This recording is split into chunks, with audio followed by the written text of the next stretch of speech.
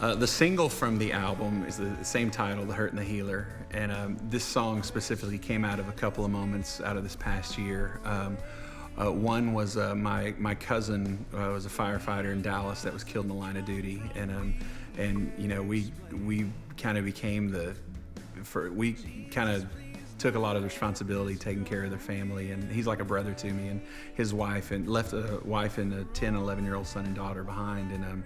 it was devastating, you know, to stand at the altar at this funeral with 3,000 firefighters from all over the country, and to have the opportunity to say something to them was, you know, I've talked in front of a lot of people, but it was a pretty surreal moment to talk to them about how God is still bigger than this. It was just a really crazy moment. I kept finding myself going back to Ecclesiastes 7 that talks about it's better to be in the house of mourning than the birth of a child,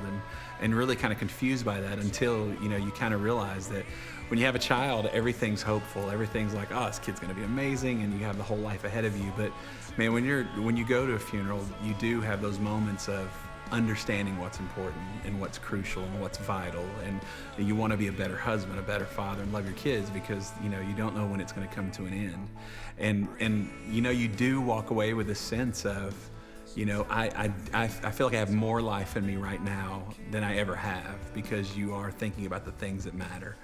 And I believe that's what Ecclesiastes 7 is talking about. And the sad part is a lot of us have to go through these devastating moments to get to the point, like this absolute collision with the healer, to realize who they're supposed to be. That's where the song comes from, is just, you know, we have all these questions, but the truth is, if they were explained to us, the hurt would be the same, because that's not where the source of healing comes from. And so yeah, it's not just about this year, but it's about years and years of going through some pretty difficult seasons, and it's all this is kind of feels like it's kind of coming to a head. You know, when you feel like you can't talk about it enough, all of a sudden God lays something on your heart that's totally new. And we also had a chance this year to do a USO tour and go to the Middle East and spend time with the troops, and to tell them thank you to their face, and to hear all these stories about how songs like I Can Only Imagine and have brought them through some pretty difficult times. And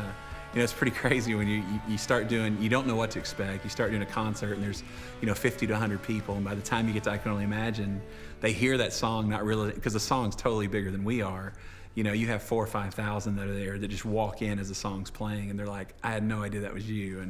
And just then you hear all of these stories, how they've, you know, the song has gotten them through such hard times of losing, you know, the troops, losing people from their battalions, and you just have no idea the reach that your ministry can truly have, and so it turned our world upside down, and so yeah, so all that's kind of played a part to what this album has become.